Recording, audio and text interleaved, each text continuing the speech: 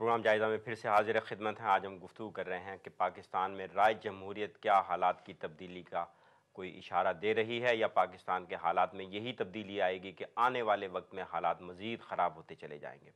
ابھی لارڈ نذیر احمد صاحب ہم آپ سے بات کر رہے تھے، اگر پاکستان کے حالات کو پیش نظر رکھتے ہوئے ٹیلی ویژن پہ جو پروگرام چل رہے ہیں، جو سیاستدان اور حزب مخالف کے لوگ آپس میں جس طرح سے گتھم گتھا اور دست و گریبان ہوئے ہوتے ہیں، تو وہ دو مصرعے یاد آتے ہیں کہ میرے وطن کی سیاست کا حال مت پوچھو، گھری ہوئی ہے طوائف تماش بینوں میں۔ عجیب حالات ہو گئے ہیں اور یہ حالات بگڑتے چلے جا رہے ہیں، بلکہ بہت سارے لوگ تو کہتے ہیں کہ اب جو نظام بری طرح سے جو ہے ناکام ہو رہا ہے، وہ نہری نظام، وہ ایریگیشن سسٹم جو انگریز نے وہاں قائم کیا تھا، وہ ریلوے لائنیں جو انگریز نے بچھائی تھیں، وہ ریل گاڑیاں جو انگریز نے چلائی تھیں، ہم اس میں اضافہ اور اس میں بہتری لانے کی بجائے اس کی حفاظت بھی نہیں کر سکے۔ اور جہاں دنیا کے اور ممالک میں اب یہ خبر گرم ہے، بہت ساری کالونیز ایسی تھیں جو ان کو انگریز چھوڑ کے آیا تھا، وہ کہہ رہے ہیں کہ جی دوبارہ سے ہمیں کالونی بنانے تاکہ ہمارے حالات تو کچھ بہتر ہونا شروع ہو جائیں۔ اگر کالونی نہیں بنا سکتے، ٹھیکے پہ ہی لے لیں کچھ عرصے کے لیے۔ پاکستان کے مجبور لوگوں کا خیال بھی اب اس طرف متوجہ ہو رہا ہے۔ اب انگریز اتنا پاگل نہیں رہا کہ وہ پاکستان کو اس حالت میں لے۔ اب پاکستان کے ریسورسز اتنی نہیں ہیں، اور پھر اس عوام کو کنٹرول کرنا بڑا مشکل ہو گیا ہے، اور پھر ہمارے ہر طبقے کے لوگ، چاہے وہ اچھے علماء اکرام بھی ہیں اور میڈ ملاز بھی ہیں، اچھے سیاستدان بھی ہوں گے، لیکن میجورٹی جو ہیں وہ کرپٹ اور بدتمیز قسم کے لوگ جو آپ ٹی وی پہ دیکھتے ہیں، جس طرح کی گفتگو جس انداز میں وہ کرتے ہیں، وہ بھی آپ کو پتہ ہے۔ پھر انفارچونیٹلی ہر ادارہ جو ہے اس میں کرپشن آ گئی ہے، ہر ادارے کے اندر ایک کیڑا سا لگ گیا ہے، وہ دیمک جو لگ گئی ہوئی ہے۔ دیمک لگ گئی۔ ایم سوری، میری اردو اتنی اچھی نہیں ہے۔ تو یعنی اتنے پرابلمز ہو گئی ہیں سوسائٹی کے اندر، اور پھر مورلز اتنے ہیں۔ دیکھیں پاکستان کے اندر ویری ریئر کہیں آپ کو نظر آئے گا قبرستان سے مردوں کو اٹھا کے وہاں سے لوگ جو ہے ان کے اعضاء فروخت کر دیتے ہیں۔ وہ دیکھیں، یعنی عجیب۔ اور پھر کیا ہے کہ سوسائٹی کے اندر کوئی سیریس آدمی، پرائم منسٹر پریزیڈنٹ کہاں گئے؟ کام مر گیا ہے وہ جو وزیر جو ہر جگہ پہ کیلے کو سیب کہتا ہے اور سیب کو کیلا کہتا ہے، وہ کیوں نہیں وہاں پہ آ کے کہتے کہ یہاں پہ انویسٹیگیشن ہوگی اور جو لوگ ہیں ان کو پھانسی پہ چڑھایا جائے گا؟ لوگوں کو ہتھکڑی لے کے لے جاتے ہیں۔ پھر وہی کورٹس جو جناب اگر چیف جسٹس صاحب کو دیکھیں تو وہ دنیا کو لیکچر دیتے ہیں کہ اکاؤنٹیبلٹی کیا اور ان کے مورلز کیا اور ان کا ہائی سٹینڈرڈ کیا، لیکن وہاں پہ ضمانت، وہ جو 6 سال کی بچی کو ریپ کرتا ہے وہ بھی ضمانت پہ جا رہا ہے، جو 10 سال کے بچے کو مارتا ہے وہ بھی ضمانت پہ جا رہا ہے۔ کیا سسٹم میں کیا ہو گیا؟ چراغ تلے اندھیرا۔ جس عدلیہ سے ہمیں اتنی توقعات تھیں، وہی عدلیہ جس ان کا انداز بیان دیکھیں، اگر آپ ان کا جو پریس ریلیزز دیکھیں اور ان کے جو پریس کوریج دیکھیں، پتہ چلتا ہے کہ دنیا کی بہترین سب سے عدلیہ یہی ہے۔ لیکن وہ ان کے لیول تک ہوگی، میں یہ نہیں کہہ رہا ہوں کہ پرسنلی یا 2-4 جج 10، لیکن جو سسٹم ہے وہ اس کو ری بلڈ نہیں کر سکے۔ وہ اپنی ذاتی جو ایلیویشن ہے اس کو کرتے ہیں، لیکن جو عام لوگ ہیں، جو عام ججز ہیں، جو عام سسٹم ہے، وہ اس کو امپروو نہیں کر سکے۔ That's a sad thing. اس سے پہلے کہ ہم ٹیلی فون کالز لینا شروع کریں، 2 سوال ہیں جو آپ سے پوچھنا چاہوں گا کہ پاکستان جو اسلامی بھی ہے، جمہوری بھی ہے، اس ملک کے حالات کو پیش نظر رکھتے ہوئے آپ کے خیال سے یہاں اس کو ہم نے تجربہ گاہ بنایا ہوا ہے، کبھی کسی نظام کی بات کرتے ہیں، کبھی کسی نظام کی بات، اور کوئی نظام بھی پوری طرح رائج نہیں ہوتا، نہ مارشل لاء کی شکل میں آتا ہے، نہ جمہوریت پوری طرح سے جمہوری شکل میں رائج ہوتی ہے، اولادوں میں جو ہے وہ سیاسی جماعتوں کی قیادتیں تقسیم ہوتی ہیں اور وراثت میں آگے چلی جاتی ہیں، اور نہ یہاں جو ہے کوئی اس طرح سے اسلامی نظام جس طرح نواز شریف صاحب نے 1997 کے بعد جو ہے یہاں شرعی بل لے کر آئے تھے۔ تو یہ ہمارا ملک جو ہے یہ تجربہ گاہ تو ہے، لیکن اس کے لیے کون سا نظام بہتر اور سازگار ہے جس سے واقعی ہمارے ملک کے حالات بہتر ہو سکیں، عوام کی زندگیوں میں کچھ آسانی آ سکے؟ دیکھیں جی، ڈیموکریسی جو ہے یہ ایک اچھا نظام ہے، لیکن اس کو کلچرلی اور ریلیجسلی اڈاپٹ کرنا پڑے گا، جس میں ہماری کلچرل اور جو ریلیجس ویلیوز ہیں وہ اس کے اندر ہونی چاہیے، جس میں آرمی کا بھی رول ہو اور انسٹیٹیوشنز کا بھی رول ہو. یہ الگ الگ اگر آپ کہیں کہ سیاستدان حل ڈھونڈ لیں گے وہ نہیں ہو سکتا. پھر یہ کہنا, یہ بار بار جو میں سنتا ہوں نا ٹی وی پہ کہ جی ہماری ڈیموکریسی ینگ ہے اس لیے کرپشن کرنے دیں, یہ ٹھیک ہو جائے گا. بھائی کیوں کرنے دیں؟ ان کے باپ کا قرض دینا ہے کہ ہم نے ان کو جناب ان کے بینک اکاؤنٹ جو ہیں وہ لوٹ لوٹ کے کھاتے جائیں, کوئی بھی پولیٹیکل پارٹی کے لوگ ہوں, یہ کیوں الاؤ کیا جائے رائٹ ناؤ؟ یا تو ہے نا کہ آپ دیکھ رہے ہیں جی کہ یہ پودا ہے, یہ چھوٹا ہے, یہ بڑا ہوگا, پھل لگے گا, یہ لوگ جنریشنز جو ہیں یہ کھاتی رہیں گی, پھر سسٹم کب بنے گا, میچور ہوگا؟ لارڈ صاحب, ان سارے حالات کی خرابی کو دور کرنے کے لیے آپ کے خیال سے, آپ ایک سیاستدان ہیں, پاکستانی ہیں, کشمیری ہیں, آغاز کہاں سے کیا جائے؟ کرپشن کی جو دیمک لگ گئی ہے اس نے سارے نظام کو تباہ و برباد کر دیا اور کر دینا ہے, تو کہاں سے آغاز کریں؟ فیضان صاحب دیکھیں, پاکستان میں اچھے لوگ موجود ہیں جی, اگر ان کے پاس ان کو تنخواہ اچھی دی جائے, ان کو اکاؤنٹیبل بھی بنایا جا سکتا ہے. پولیس اگر آپ دیکھیں تو اس میں کرپشن اتنی زیادہ ہے بندہ ڈر جاتا ہے. لیکن آغاز کہاں سے کریں؟ نہیں, لیکن اگر آپ دیکھیں تو جو موٹر وے کی پولیس ہے اس سے آنسٹ پولیس آپ کو کہیں ملتی نہیں ہے. وہ اتنی آنریبل ہیں, وہ اتنے تمیز والے ہیں, وہ کوئی کرپشن نہیں کرتے. اس کا مطلب یہ ہے کہ پڑھے لکھے اگر آپ لگائیں گے, ان کو تنخواہ ٹھیک دیں گے تو وہ ڈیلیور کر سکتے ہیں. تو یعنی اس کا آغاز تو میں سمجھتا ہوں بنیادی طور پہ جب آپ الیکشن ہوتے ہیں تو آپ الیکشن میں ووٹ ان لوگوں کو نہ دیں جو صرف آپ کی برادری یا آپ کے کام کرنے والے یا آپ کے جنازہ اور آپ کی شادیوں پہ آنے والے لوگ ہیں. ان لوگوں کو ووٹ امانت سمجھ کے دینا چاہیے جو آپ کے لیے کام, آپ کے ملک کے لیے, آپ کے فیوچر کے لیے کام کر سکتے ہیں. اور پھر جو ادارے ہیں, کون لوگ ہیں وہ؟ لیکن جی کوئی ایسی دستیاب قیادت؟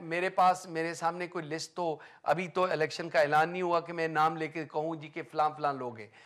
یعنی ہر پولیٹیکل پارٹی کے اندر ہیں, وہ ساری پولیٹیکل پارٹی سے جو بہترین لوگ ہیں ان کو ووٹ دیں, لیکن آنیسٹی کے ساتھ اور لالچ کے بغیر اگر دیں تو پاکستان کے اندر فوج میں آنیسٹ لوگ موجود ہیں, وہ آپ کی مدد کر سکتے ہیں.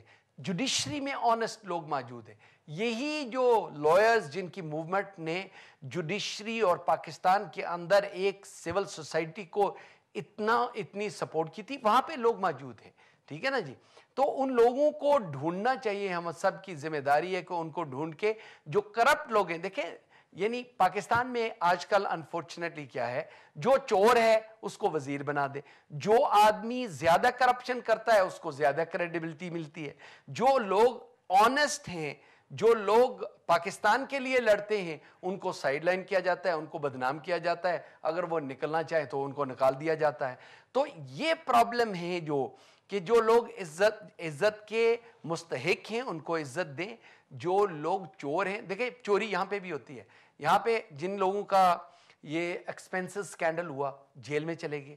آپ کو پتہ ہے فریڈم آف سپیچ یہاں پہ کتنی امپورٹنٹ ہے, لیکن نیوز آف دا ورلڈ نے صرف فون ہیکنگ کی اور وہ پورا ادارہ کتنے سو سال سے پرانا, 150 سال کا پرانا, اس کو بند کیا گیا. بلکہ ان لوگوں کو آج بھی جناب وہاں پارلیمنٹ کے اندر بلا کے ان کی جو بےزتی کی جاتی ہے وہ آپ کے سامنے. ایسے ہی بینکرز کے ساتھ جو کچھ ہوا. تو یعنی سوسائٹی کے اندر کلین اپ ایکٹ جو ہے وہ کسی نہ کسی کو کرنا ہوگا. میں آپ کو کہتا ہوں پاکستان کے چینلز, پاکستان کو بدنام, پاکستان کی انسٹیٹیوشنز کو بدنام کرنے کے لیے ایسے چینلز موجود ہیں جو بنی بنائی فلمز جو دوسرے پاکستان کے دشمن ان کو دیتے ہیں پیسوں سمیت, اور ان کو کہتے ہیں کہ یہ آپ اپنے چینلز پہ لگا دیں, وہ لگا رہے ہیں. اور یہ تو پھر اداروں کا کام ہے نا کہ وہ پکڑ کے, جوڈیشری کا کام ہے کہ ان کو پکڑ کے ان کو پروسیکیوٹ کرے. میں آپ کو آئیڈینٹیفائی کرتا ہوں کہ یہ موجود ہے. آپ کے سوسائٹی کے اندر ایسے لوگ موجود ہیں جو یہاں سے پاکستان سے اٹھ کے ہندوستان میں ٹریننگ لے کے پاکستان کے اندر جناب خون خرابی کروا رہے ہیں. وہ افغانستان کے اندر جا کے وہاں سے ٹریننگ کر کے وہاں سے ایمونیشن لے کے پاکستان کے اندر, ان لوگوں کو بند کروانا ہوگا. बिल्कुल ठीक। इससे पहले कि हम टेलीफोन कॉल्स लें, काफ़ी सारे लोग इंतज़ार करें, थोड़ा सा और इंतज़ार कर लीजिए, एक सवाल और आपसे करना चाहूँगा। अभी हम बात कर रहे थे वक्फे से पहले हमसाया ममालिक से अच्छे ताल्लुकात की। अगर हम यूरोप को देखें, यूरोप के बहुत सारे ममालिक के दरमियान कैसी कैसी जंगें होती रहीं, कितने कितने लोग इन्होंने मारे हैं, कितने वसाइल इन्होंने अपने दिफा पे खर्च किए हैं। अब इनके यहाँ एक इमिग्रेशन अफसर भी नहीं होता सरहदों के दरमियान। हमारे मुल्कों में हम फ़ौज पाल रहे हैं, दिफा पे इतना खर्च कर रहे हैं, जिसकी वजह से हमारे मुल्क के अंदर जो सेहत के मसाइल हैं, तालीम के मसाइल हैं, वो ख़राबतर होते चले जा रहे हैं। अगर इंडिया और पाकिस्तान भी ये तय कर लें कि हमने अब फ़ौज पे ख़र्चा नहीं करना, ताल्लुकात को बेहतर बनाने के लिए, हालात को बेहतर बनाने के लिए अपनी तरजीहात एक नई शक्ल के साथ तरतीब देनी है, उससे हालात ठीक नहीं होंगे। बजाय इसके कि हम जो है मुसलसल एक दूसरे की ज़िद में जो है, आप वो कहें कि ये ट्रेनिंग देते हैं, हम कहें कि वो आपको भी पता है कि कौन कौन सी किस किस मुल्क की एजेंसियां एक दूसरे के खिलाफ, एक दूसरे की क्या क्या मामलात को किस तरह से बिगाड़ने के लिए और तवज्जो हटाने के लिए करती रही हैं। अब ये दौर गुजर गया, अब आवाम और जो मुल्क के लोग हैं उनकी बहबूद के लिए कुछ सोचना चाहिए। प्रॉब्लम ये है कि यूरोप के अंदर भी जंगें लड़ी हैं, ये सारे ममालिक जो हैं आपस में लड़ते रहे, फ्रांस, जर्मनी और अगर आप देखें तो दूसरे जितने भी उसके इन्होंने अगर सबक सीखा है माजी से, तो हम क्यों नहीं सीख सकते? उन्होंने 2 करोड़ लोगों को ज़बह करके बाद में सीखा है, वरना अगर आप अभी देखें तो बाल्कन्स में क्या हुआ और अभी क्या होने वाला है ये भी आप देख लें। क्योंकि ये जो अगर सिंगल मार्केट और इनकी जो ट्रेड है वो ख़त्म हो गई, इंटरेस्ट ख़त्म हो गया, तो आप ख़ुद देखना हमारी ज़िंदगियों में, अल्लाह ना करे, लेकिन ये वो जो हालात हैं वो वापस आने वाले। पाकिस्तान और हिंदुस्तान के दरमियान जो बेसिक जो इश्यूज़ हैं प्रिंसिपल के, मसला कश्मीर को हल करवाना है, मसला ये जो इंटरफेरेंस है, ये जो बॉर्डर्स हैं, ये जो सक्रीट है या जो वो ऊपर ग्लेशियर्स के जो पुराने जितने मामलात हैं, इनको अगर वो हल कर लें तो I don't have a problem. अगर फ़र्ज़ कीजिए मसला कश्मीर हल हो जाता है तो बहुत सारे लोग बेरोज़गार हो जाएंगे जिनका मसला कश्मीर से मफादात जिनके जुड़े हुए हैं। हमारी फ़ौज, हमारी दोनों मुल्कों की फ़ौज इतनी बड़ी तादाद में रहने का जवाज़ ख़त्म हो जाएगा। वो नहीं हो सकता, दिफा पे इतना वो नहीं हो सकता। देखें, चाइना की किसी के साथ जंग नहीं है जी, लेकिन चाइना की आर्मी जो है वो बहुत बड़ी है और आपके जो वेस्टर्न ईस्टर्न बॉर्डर्स हैं, लेकिन चाइना तो अफोर्ड कर सकता है, हम तो जब नहीं भी अफोर्ड कर सकता। देखें फैजान साहब, ये ना कहें जब नहीं भी अफोर्ड कर सकता था, आप फौज को इतनी बड़ी तादाद में मुल्क के लिए रखने के नहीं हो सकता। नहीं, मैं इस तरह, मैं इतनी तादाद में ये फौज क्या मुल्क के इस फौज ने हमारा अगर आपने अगर जिंदा रहना है किसी कौम ने, तो उसके पास फौज होनी बड़ी जरूरी है। देखें, अगर आप देखें तो ईरान के पास बहुत बड़ी फौज है जी। अफगानिस्तान के अंदर वेस्टर्न सोसाइटीज, वेस्टर्न पावर्स, वहां पे 1.5 लाख की से ज्यादा जो है वो फौज बना चुके हैं और इससे बढ़ा रहे हैं। और फिर चाइना की फौज देख लें, हिंदुस्तान की फौज देख, और पाकिस्तान को आप क्या कहते हैं कि स्विट्जरलैंड बन जाए। इस फौज को जिंदा रखने के लिए आप खतीर ज़र मुबादला जो है वो असला खरीदने पे सर्फ करते हैं, और ये जो जिस फौज को आप पाल रहे हैं, इस फौज ने हमारे मुल्क में सिवाय अपनी हुकूमतों को फतह करने को और किया क्या है? ये जो ड्रोन हमलों से तो हमें निजात नहीं दिला सकी। 1965 में अगर ये फौज ना होती तो हिंदुस्तान आपके लाहौर में होता। अगर 1971 में अगर ये फौज ना होती, जितनी भी, ठीक है वो जीते नहीं जीते हैं, तो हिंदुस्तान जनाब वहाँ अगर बांग्लादेश में चला गया था तो कराची और सिंध को भी एक अलग स्टेट बना देता। आप ये ना कहें। और अगर आज फौज ना होती तो जब सोवियत यूनियन दाखिल हुआ, जब ये वेस्टर्न पावर्स और जो तालिबान और अलकायदा वहां पे आए, तो ये पख्तूनख्वा और वजीरिस्तान को एक स्टेट बना के आपके इस्लामाबाद आ जाते। Please don't say it. अगर आप इसको एनालाइज कर लेना कि वो फौज ने कितनी जानें कुर्बान की, 5000 लोग इन 2-3 सालों में उन्होंने खून दिया। उनकी फैमिलीज को कम से कम क्रेडिट नहीं दे सकते तो कम से कम नहीं बचा सकी। यहाँ के हमारे हमारे फौजी जो बरतानिया के ईरान, अफगानिस्तान और इराक में जो मरे हैं, ان کو ہیروز کے لیے آج پارلیمنٹ کے اندر ان کے لیے ریکگنیشن کے اور یہ ہماری جنگ نہیں لڑ رہے تھے, برطانیہ کی جنگ نہیں لڑ رہے تھے, یہ آئل کمپنیز کی جنگ لڑ رہے تھے, اس کے باوجود یہ ہمارے ہیروز ہیں, اور اس کے باوجود ہم فنڈ ریزنگ جناب ہر ٹیوب سٹیشن پہ کر رہے تھے. فوج بھی تو امریکہ کی جنگ لڑ رہی ہے. وہ اپنی, اگر وہ ہماری فوج نہ ہوتی نا تو تحریک طالبان جناب 20 کلومیٹر 40 کلومیٹر اسلام آباد کے دور بیٹھے ہوئے تھے, اور اگر وہ نہ ہوتے تو تحریک طالبان جناب پگڑیوں سمیت آپ کے اسلام آباد پہ ہوتے, اور پھر فیضان صاحب ہماری فلائٹ ہندوستان کے پنجاب میں جا کے لینڈ ہوتی, وہ اسلام آباد میں نہ ہوتی. نہیں, حالات اتنے بھی خراب نہیں ہیں.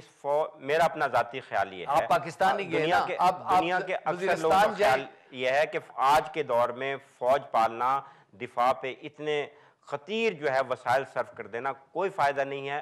ہمسایہ ملکوں سے تعلقات اچھے بنائیں تاکہ آپ کو اپنی فوج نہ پالنی پڑے, اپنی دفاع پہ ان ترقی یافتہ ملکوں سے اسلحہ نہ خریدنا پڑے. میں آپ سے اتفاق کرتا ہوں, آپ ہندوستان کو کنونس کریں کہ وہ اپنی فوج کو ڈراپ کر دیں. میں پاکستان کو جناب میں پہلا ایڈوکیٹ کہوں گا کہ ہندوستان نے اپنی فوج کو ختم کر دیا, آپ بھی فوج کو ختم کر دیں. یہ جو فوج پال رہے ہیں یہ تو ملکوں کی حکومتوں پہ قبضہ کر لیتی ہیں. دیکھیں ہندوستان کے اندر 300 ملین, پاکستان کی پاپولیشن ڈبل وہ لوگ ہیں جو 1 پاؤنڈ اے ڈے سے کم جو ہے وہ ارن کرتے ہیں, اور وہ فٹ پاتھ پہ وہ جنم لیتے ہیں, وہاں پہ ہی جا کے مر جاتے ہیں بیچارے. غریب اتنے لوگ ہیں, مڈل کلاسز اور ان کے اپر میں تو کلاسز کو اپنے نہ دیکھیں. پروگراموں میں مسلسل یہ کہتا رہا ہوں کہ انڈیا کو بھی اپنے دفاعی اخراجات کم کرنے کی ضرورت ہے. 34.8 بلین امریکی ڈالر ہر سال وہ اپنے دفاع پہ انڈیا اگر کرے تو میں پہلا ایڈوکیٹ ہوں گا جو کہوں گا کہ پاکستان کو بھی کرنی چاہیے. بہت ساری باتیں ہیں جو آپ سے پوچھنی ہیں, بہت سارے کالرز بھی ہیں جو کافی دیر سے انتظار کر رہے ہیں, ان سے معذرت کہ انہیں انتظار کرنا پڑا. دیکھتے ہیں جی پہلی کال کس کی ہے. ہیلو, السلام علیکم. ہیلو جی السلام علیکم. وعلیکم السلام. جی کون صاحب؟ ہیلو, میں برمنگم سے بول رہا ہوں. یہ میں ایک ذرا پوائنٹ ریز کرنا چاہتا ہوں. یہ آج کل عمران خان کی بڑی ایڈوکیسی ہو رہی ہے کہ اس نے بھی ایک حالیہ بڑا کامیاب وہاں کیا ہے جلسہ